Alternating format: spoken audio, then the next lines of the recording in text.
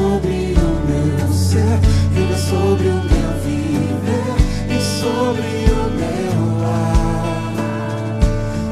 És o autor da criação, o motivo da canção que estou a cantar. João capítulo 13, versículo 1.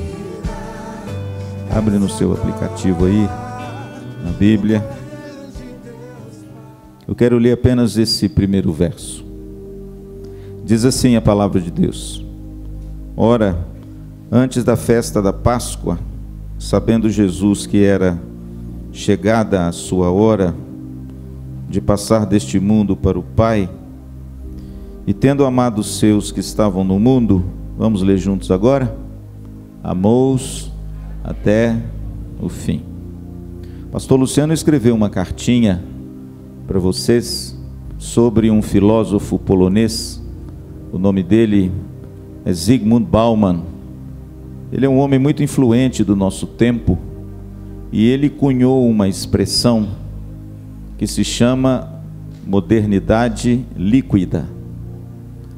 Ele cunhou essa expressão porque ele compreendeu que o nosso tempo, o tempo que se chama hoje, é um tempo caracterizado por uma frase que ele percebeu isso e escreveu algumas obras com respeito a isso. Esse homem, ele disse o seguinte, que nada é feito para durar para sempre. Daí a expressão dessa modernidade líquida, ou seja, na sociedade que a gente vive hoje, tudo é efêmero, tudo é passageiro, tudo é fugaz, tudo é frágil, tudo se quebra com facilidade ao menor sinal de pressão. E ele então trata essa modernidade que a gente vive sobre essa alcunha, né? Ele chama de modernidade líquida. E infelizmente, essa névoa dessa coisa passageira, fugaz, dessa coisa efêmera, penetrou no casamento. A gente vê algumas coisas grotescas hoje em dia, de um casamento durar até na lua de mel. A gente vê algumas coisas grotescas na vida de alguns artistas, que nos chegam às raias de uma coisa hilária. O sujeito casa hoje, dá um mês, ele descasa. Nós vimos isso na vida de muitos artistas da televisão. E o casamento sofreu terrivelmente com essa insensatez dos nossos dias. Hoje parece que nada é feito para durar para sempre. Hoje é tudo descartável. Hoje parece que tudo se utiliza e amanhã joga fora, troca. E infelizmente, nós temos vivido isso e visto isso nos próprios casamentos. O pastor Dalmo deu hoje pela manhã uma pesquisa estarrecedora. Qual é, pastor? O índice de divórcio dentro das igrejas se assemelha muito ao índice dos divórcios fora da igreja. Isso é uma lástima. Isso é uma doença. Isso é algo, querido, que nos preocupa. Por quê? Porque essa modernidade líquida de Zygmunt Bauman tem entrado dentro das igrejas. E a nossa fé tem se assemelhado muito, ou pelo menos em alguns aspectos, com a cultura vigente. Mas o interessante, irmãos, que quando nós olhamos para a palavra de Deus, a gente vê um contraste muito grande. Quando a gente observa o nosso Deus e a eternidade da sua vontade e da sua palavra, a gente vê que quando Deus criou e instituiu a instituição mais importante da terra, que é a família, você pode ver que a gente vê uma outra realidade. Se você quiser conhecer um pouco sobre o casamento, leia Gênesis 2. Eu acho que Gênesis 2 contém a origem, o fundamento e os princípios de um casamento. Por exemplo, em Gênesis de número 2, versículo de número 5, a Bíblia diz que Deus criou o homem e colocou ele no jardim. Gênesis capítulo 2, versículo de número 8, o texto diz que Deus colocou o homem no jardim para cultivar e guardar. Gênesis capítulo 2, 15, a Bíblia diz que agora esse homem está inserido nesse jardim e ele tem a obrigação de ser um jardineiro e cuidar do jardim que Deus plantou. Mas no verso 18 do capítulo 2 de Gênesis, Deus dá ao homem o seu jardim particular. Não é bom que o homem esteja só. Far-lhe-ei o quê?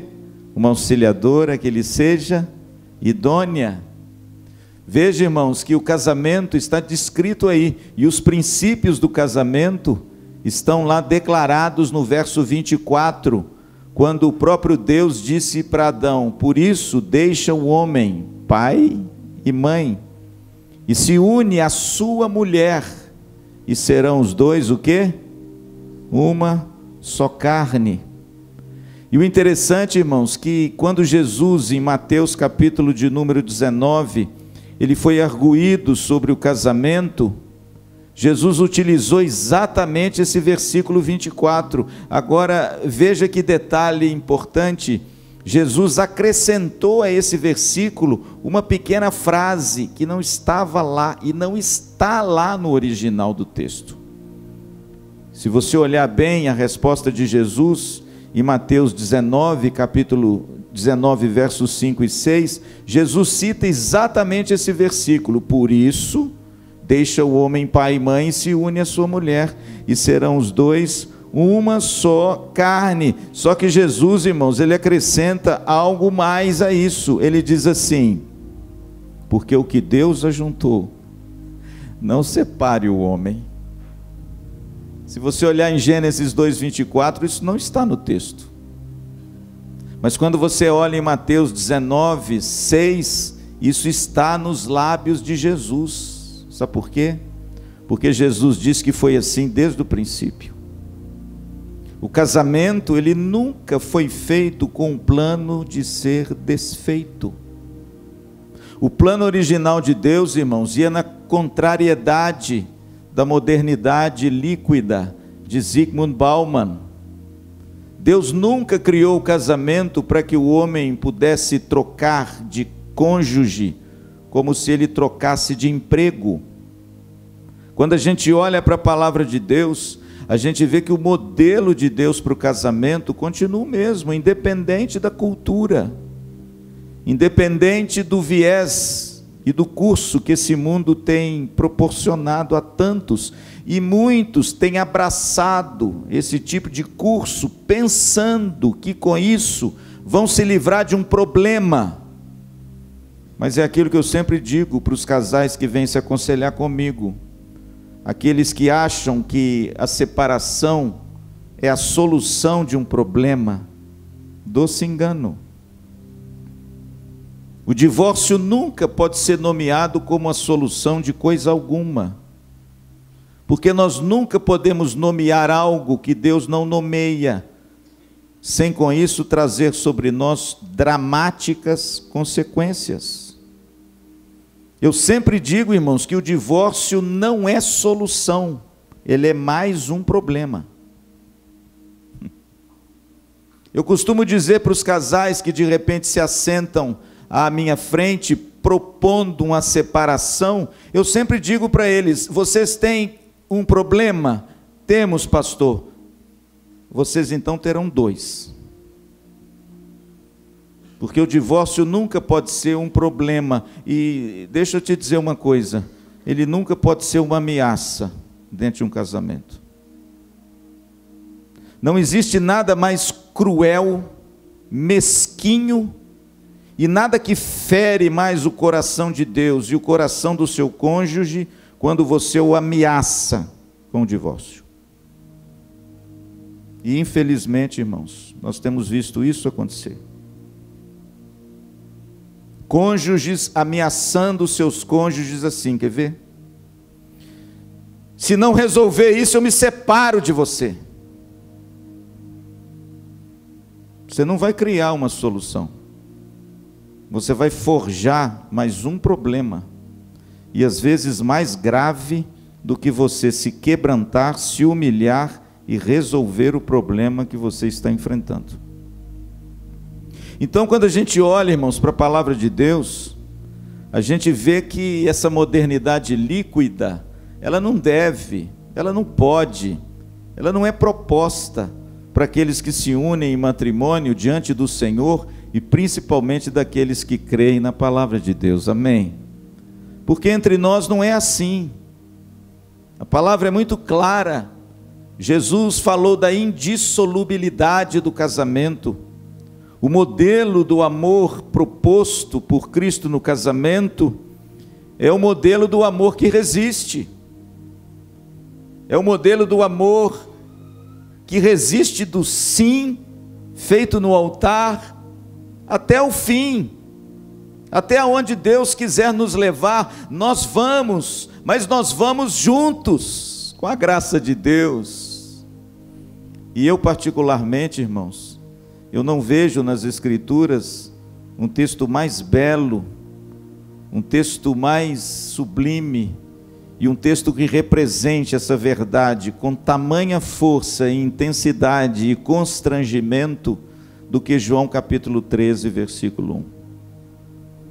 É um dos textos que me encantam, é um dos textos que me desafiam, é um dos textos que me humilha, é um dos textos que me norteia, é um dos textos que mostra para mim o quão eu sou falho, mas é um dos textos que mais me inspira a sempre querer melhorar. Veja bem o que diz o texto. Ora, antes da festa da Páscoa. Por que João está dizendo isso? Porque João entendeu que Jesus era o Cordeiro Pascal. Ele entendeu, querido, que na festa da Páscoa, aquele que era imolado no templo para o perdão dos pecados do povo, estaria agora representado numa pessoa, na pessoa de Jesus Cristo. João entendeu, querido, que aquela festa da Páscoa seria a última festa que representaria aquilo que Cristo veio cumprir. O quê? Ele é o Cordeiro de Deus. Ele é quem tira o pecado do mundo. E é Ele que vai se oferecer agora para que o meu pecado e o seu pecado seja perdoado. E você agora pudesse se reconciliar com o Pai, na pessoa de Jesus Cristo. A festa da Páscoa era a festa do Cordeiro Santo, imaculado, puro, sem pecado, que singrou as ruas estreitas e pedregosas de Jerusalém, até o alto do Calvário, para que ele pudesse se expor como um malfeitor, por amor de mim e de você.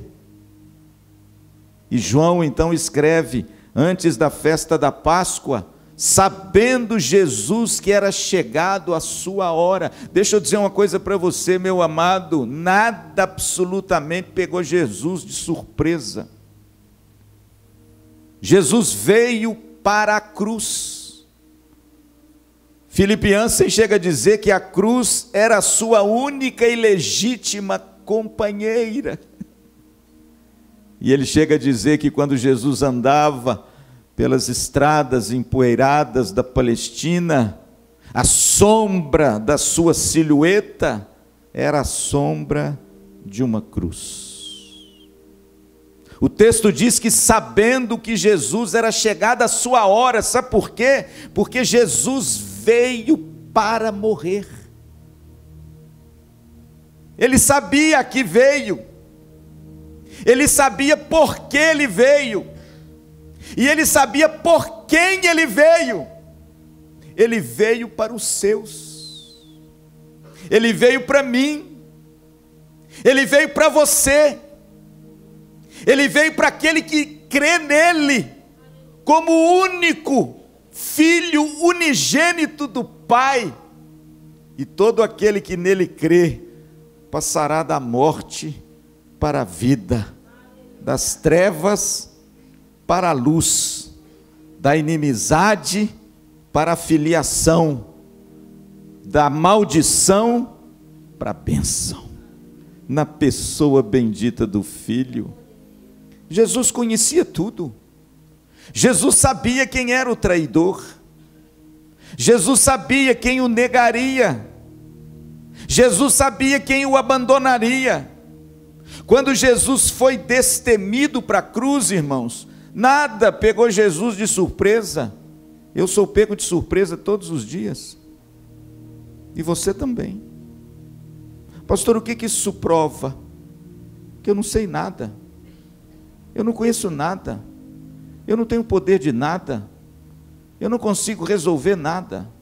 Eu não sei um segundo além do que eu tenho hoje, eu não sei. Mas o texto diz que, sabendo Jesus que era chegada a sua hora. Sabe o que significa isso, irmãos? A hora de Cristo é a hora da cruz. Quem se lembra da primeira festa de casamento que Jesus estava presente?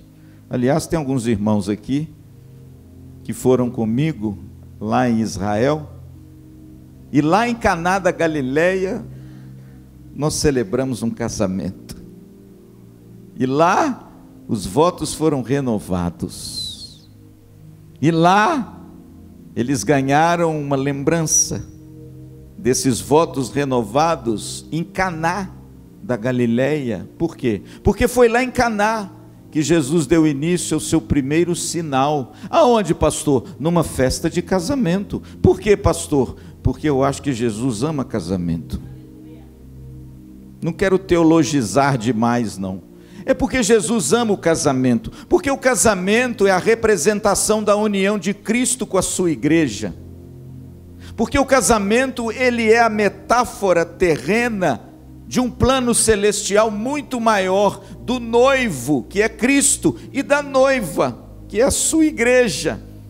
E por isso ele fez o primeiro milagre aonde? Naquilo que na terra representa o que ele é no céu.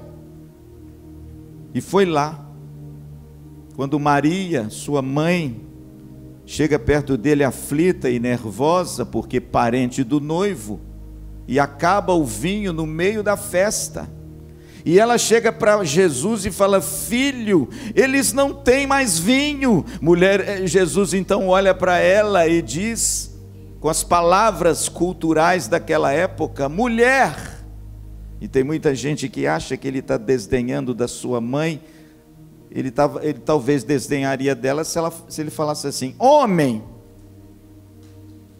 Mas ele chama a mãe de mulher. Por quê? Porque naquele tempo, você chamar uma mulher de mulher era um sinônimo de honra. Hoje está perigoso isso aí. Mas Jesus olha para ela e diz assim: mulher, que tenho eu contigo? Ainda não é chegada a minha? Se você der uma olhadinha no Evangelho de João, você vai ver que essa palavra hora é uma palavra muito recorrente. E o que Jesus quis dizer lá é a mesma coisa que o texto quer dizer aqui. Mãe, você não está compreendendo bem.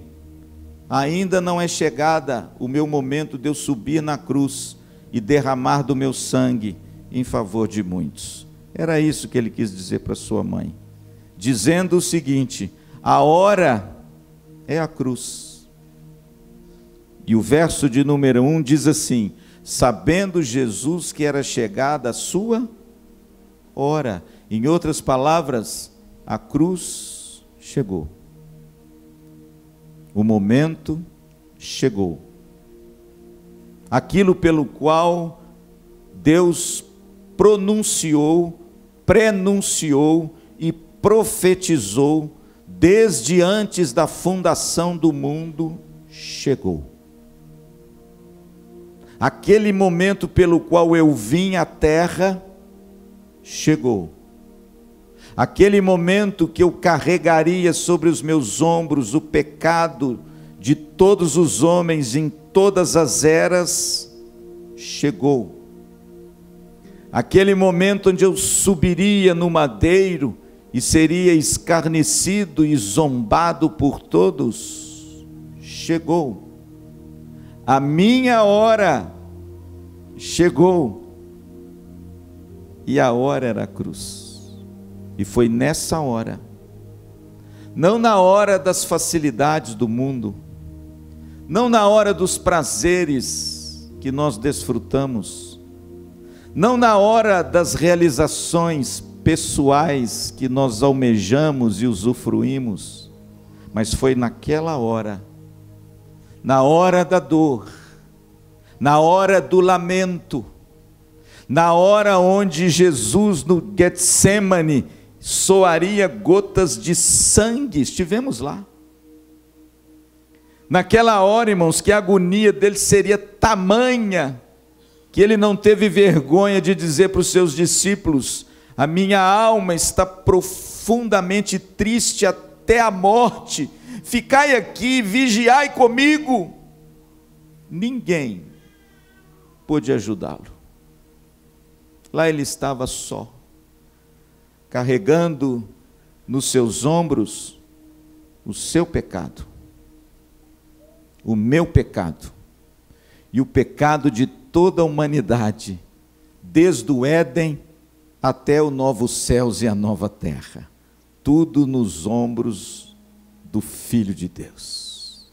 Foi nessa hora que o apóstolo João diz o seguinte: e tendo amado os seus que estavam no mundo, amou-os até o fim. Eu não vejo, meus amados nubentes, uma expressão mais bonita do que essa, para denotar o tema do nosso acampamento.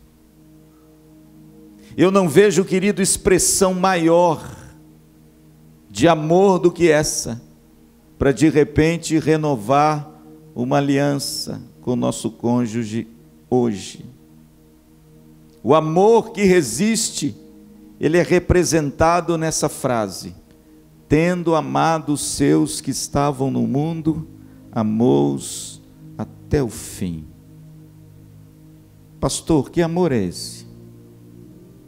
Pastor, qual é a natureza desse amor?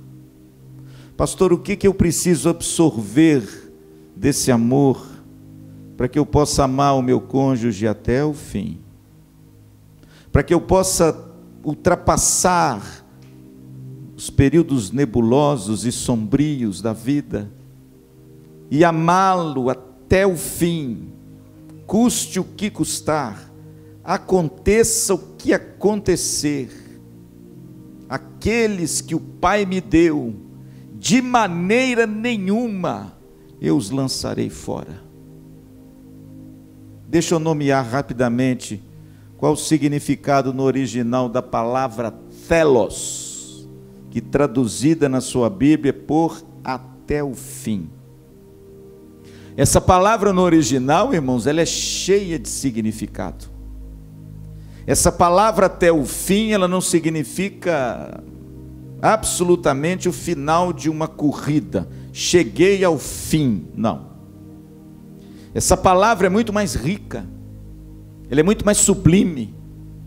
Essa palavra no grego, ela traz nela uma robustez que mostra, talvez de forma muito definitiva, a natureza do amor que resiste, a natureza do amor que não se abala, a natureza desse amor que perdura, a natureza desse amor que Deus nos chamou quando nos deu a aliança com o nosso cônjuge. Pastor, que tipo de amor é esse? Em primeiro lugar, irmãos, já caminhando para a gente terminar, é um amor perseverante, apesar das lutas. Jesus enfrentou muitas lutas para chegar na cruz. Jesus enfrentou a sua família, Jesus enfrentou o seu povo, Jesus enfrentou o diabo, Jesus enfrentou os religiosos, Jesus enfrentou a oposição dos seus próprios discípulos, mas ele foi fiel e amou até o fim. Por quê? Porque o amor, telos, é um amor que não desiste, é um amor que persevera, é o amor que quando eu tenho 100 ovelhas e uma se perde, eu busco diligentemente até encontrá-la.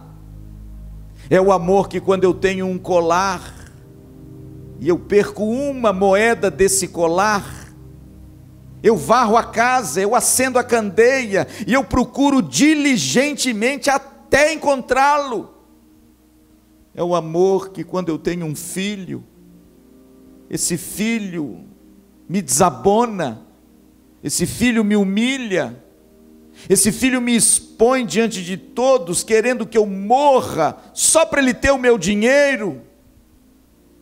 É o amor de um pai, que quando o filho o desonra e vai embora, para de repente gozar a vida, esse pai é insone, ele não consegue viver sem esse filho, e quando ele avista esse filho de longe, ele abre mão da sua posição, ele abre mão da sua honra, ele abre mão dos olhares, ele abre mão das críticas, e ele vai de encontro a esse filho, e o abraça, e o beija, e o traz de volta para casa. Que amor é esse, pastor? É o amor que não desiste.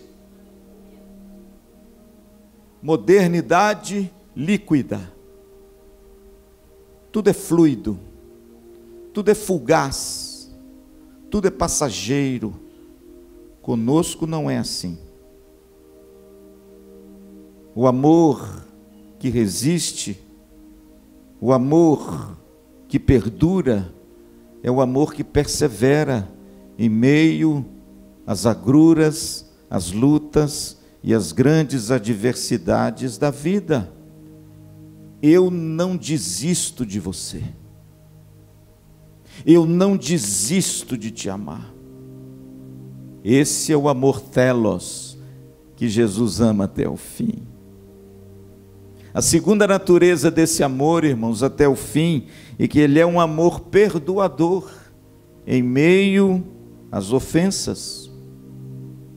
Jesus foi duramente ofendido, chamaram Jesus de Belzebu, quem imagina? Falaram que Jesus tinha demônio, porque ele participava de festa. Jesus, irmãos, foi alvo da mais dura traição. Jesus foi ofendido. Um dos seus discípulos mais chegados negou a Jesus de forma vil, covarde e mesquinha. Eu nunca vi esse homem, eu não conheço esse homem.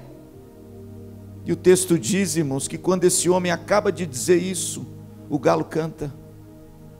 E ele se lembra das palavras do mestre naquela noite fatídica, antes do Getsêmani, que ele disse: Pedro, antes que tu me negues 3 vezes, cantará o galo. Jesus, irmãos, foi alvo de ofensa.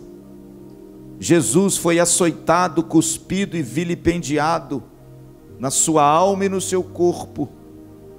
Mas o amor telos é um amor que perdoa, é o amor que restaura, é o amor que não guarda rancor, é o amor que não se exaspera, é o amor que não se ressente do mal, é o amor dilatado de um coração onde não há espaço para amargura e ressentimento, porque é um amor perdoador.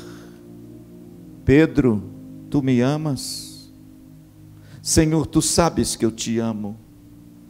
Pedro, tu me amas? Senhor, tu sabes que eu te amo. Pedro, tu me amas? Senhor, tu sabes todas as coisas, tu sabes que eu te amo. Então, Pedro, pastoreia as minhas ovelhas. Pastor Dalmo falou que o maior índice de separação dos nossos dias é financeiro, não é isso, meu pastor? O segundo é infidelidade, quando não há perdão.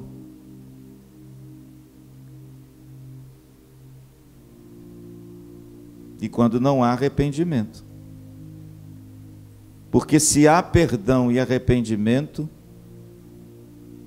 há lugar para reconciliação, amém? Eu tive uma história bem próxima de mim na Betel, bem próxima. Muitos daqui conhecem essa história, já narrei aqui. Um homem que abandonou a família, um homem que foi tentar a vida em outras plagras, um homem que deixou esposa com filhos pequenos, adolescentes e pré-adolescentes, um homem que simplesmente disse à sua esposa: não volto mais. Um homem que de repente, irmãos, abriu mão daquilo que lhe era mais caro, em troca de um sucesso financeiro. Pois esse homem foi alcançado, esse homem retornou à sua casa, esse homem confrontou a sua esposa, e esse homem disse para ela que no período que ele estava fora, ele a traiu.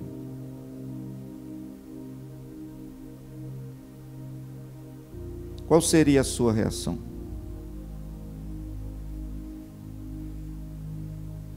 O que você diria a ele?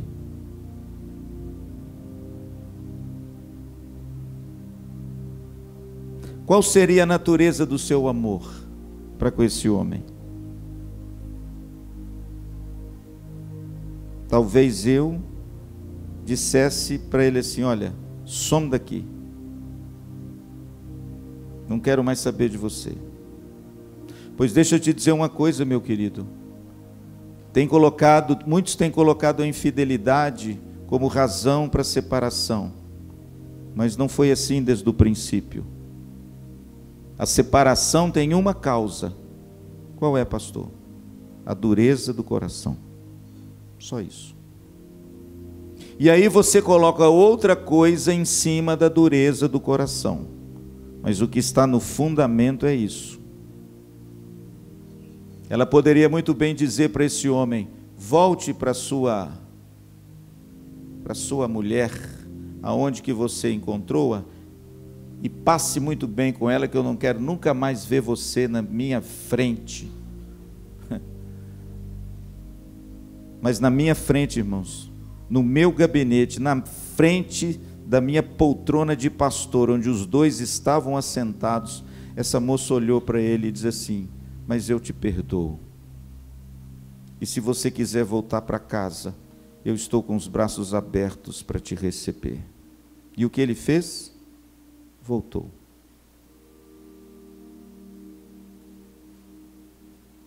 Quem é esse homem hoje? Pastor Dalmo poderia muito bem responder que está aqui. Esse homem hoje é presbítero da Betel. E sabe quem é a esposa dele? Secretária da Betel e líder do ministério de mulheres da Betel. Sabe o que significa isso? Amor até o fim.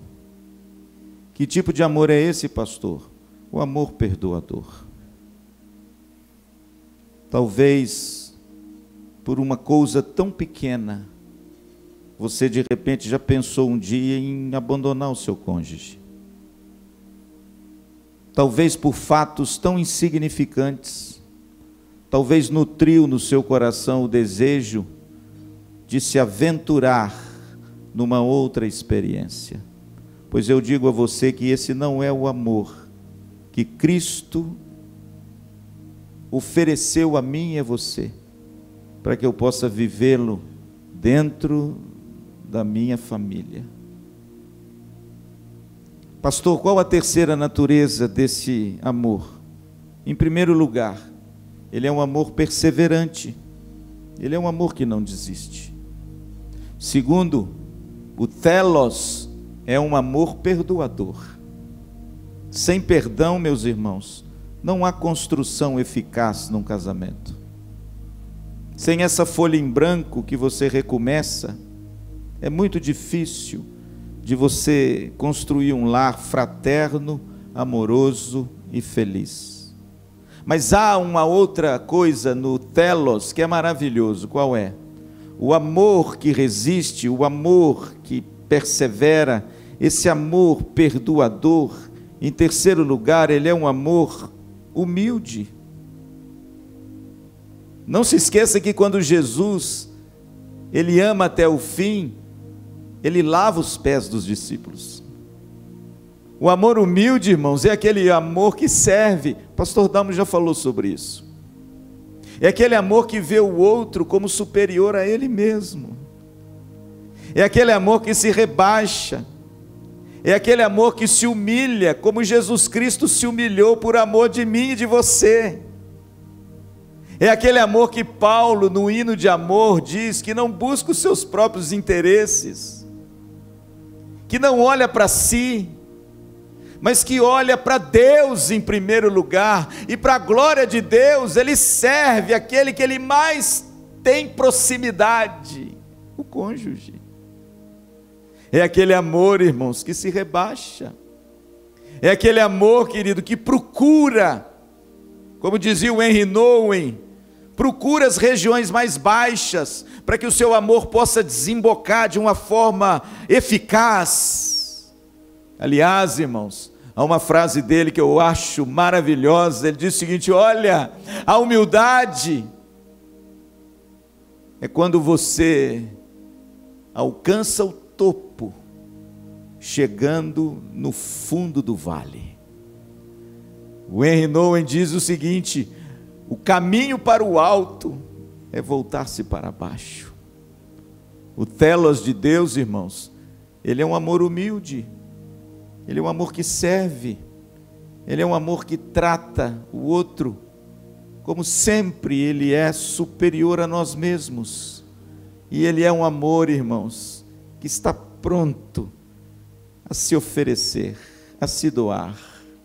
É o amor sacrificial. É aquele amor que o próprio Jesus exemplificou na cruz do Calvário. É aquele amor, irmãos, incomparável, maravilhoso, único, singular. É aquele amor, querido, que ele ama até o fim.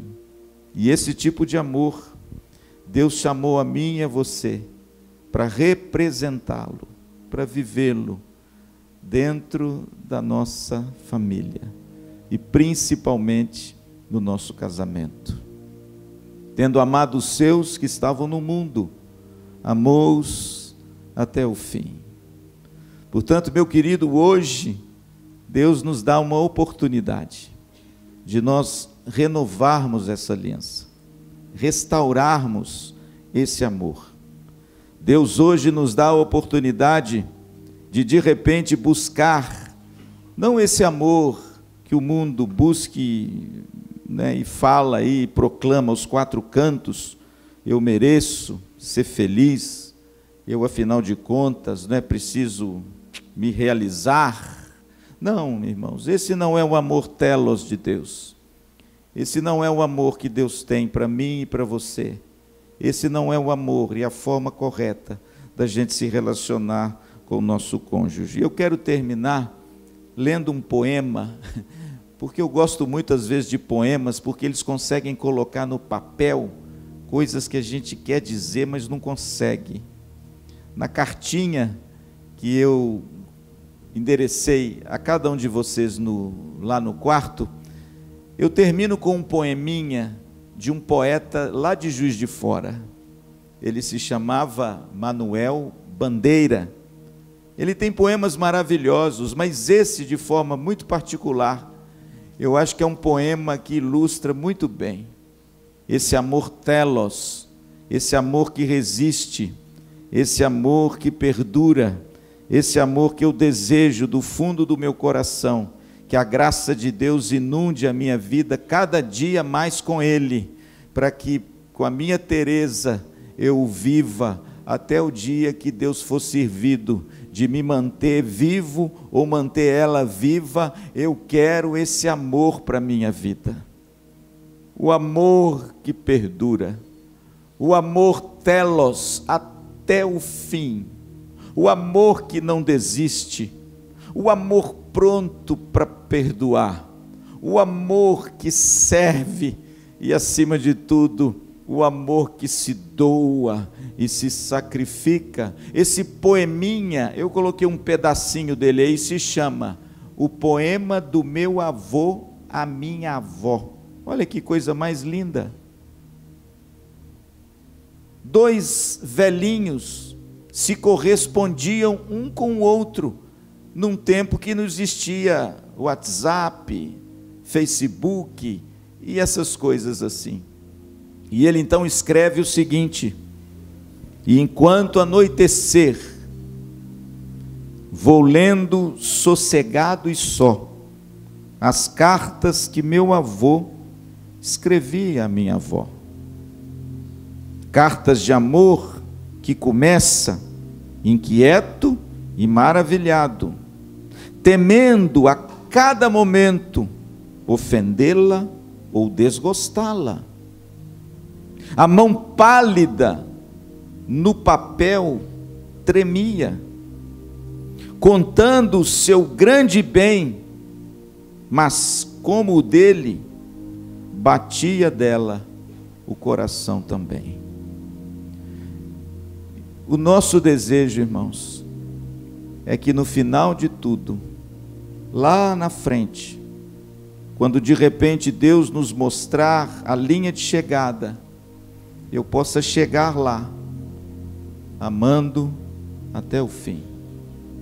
O amor que resiste, o amor que persevera, o amor que persiste, a despeito de todas as coisas, para a glória de Deus. Amém. Quero convidar minha Tereza aqui.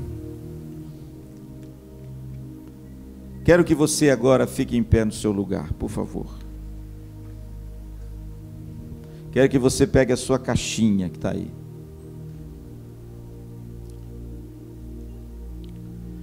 Quero que você agora fique de frente para o seu cônjuge, um de frente para o outro. Esse é o momento. Calma, calma, calma. O que eu vou dizer a Tereza, vocês vão repetir aí, a semelhança daquilo que fizeram há quantos anos, vocês já sabem. Eu fiz isso há 30 anos atrás. Eu não sei quantos anos você fez isso, mas você agora vai fazê-lo. E vamos começar pelos homens. Pegue o anel da sua esposa na mão. Você vai olhar para sua esposa, não coloque no dedo dela ainda. Você vai olhar para sua esposa e vai dizer as palavras que eu disser, e você vai repetir no seu lugar aí, olhando para ela. Tá bom? Vamos lá? Meu amor, eu hoje renovo a minha aliança que eu fiz com você. E eu prometo te amar, cuidar de você, ser o seu jardineiro, na alegria ou na tristeza, na saúde ou na doença, na fartura ou na escassez, até que a morte nos separe, até o fim. Amém. Pode colocar a aliança no dedo dela.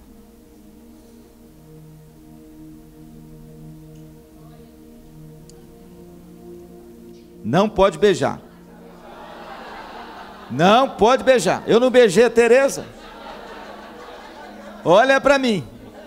Aliança pode. Aliança pode. Aliança pode. Agora, vamos inverter. As mulheres agora. Peguem a aliança dos seus maridos. E vocês, mulheres, agora, vão dizer aos seus maridos. Tá bom? Só que eu vou dizer. E você vai repetir e a Tereza vai repetir para mim também. Tá bom?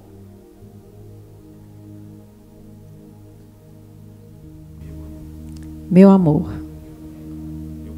eu prometo renovar hoje com você a minha aliança. E prometo te amar, te respeitar, te honrar, cuidar de você, Na alegria ou na tristeza? Na saúde ou na doença? Na fartura ou na escassez? Até que a morte nos separe. Eu te amo. Eu também te amo. Amém. Amém. Pode colocar a aliança, as mulheres, no dedo dos seus maridos. Não beija, não pode beijar. Calma, calma. Colocou a aliança, coube, entrou. Ok? Agora você pode beijar a sua esposa.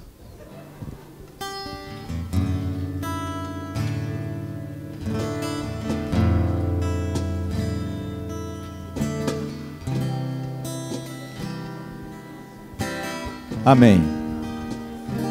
Dá um abraço, um beijo.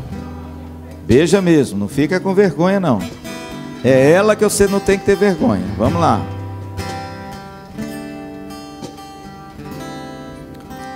Eu quero te dizer quanto eu te amo, mas sei que com palavras eu não posso expressar, pois toda vez que teu nome eu chamo, meu coração bate mais forte só em pensar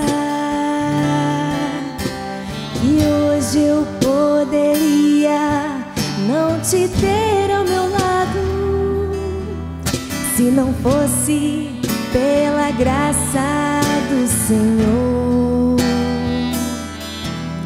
que conhece meu futuro, meu presente e passado, e sabe o quanto eu necessito do teu amor.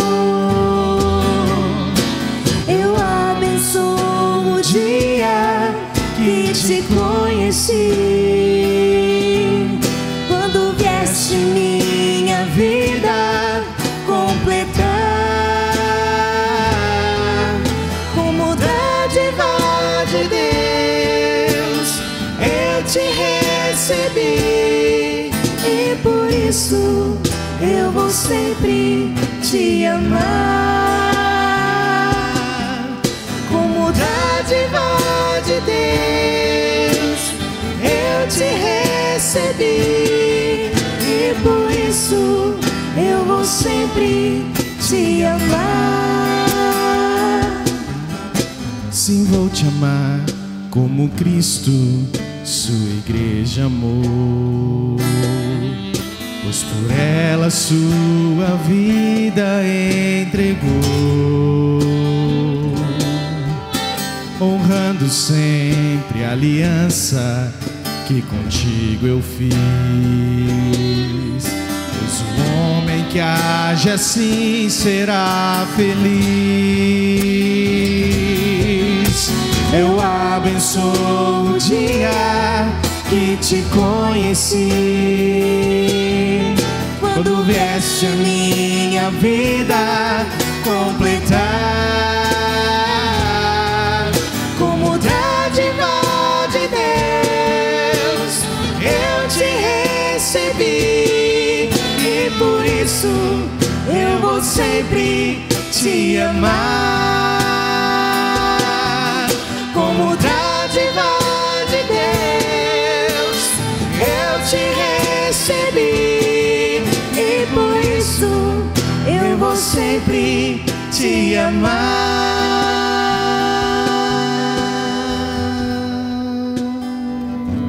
Amém? Amém. Que a gente realmente enxergue o nosso casamento, o nosso cônjuge como uma dádiva do Senhor para as nossas vidas. Amém? Amém. Muito precioso isso aqui que a gente viveu agora, né? Graças a Deus por isso.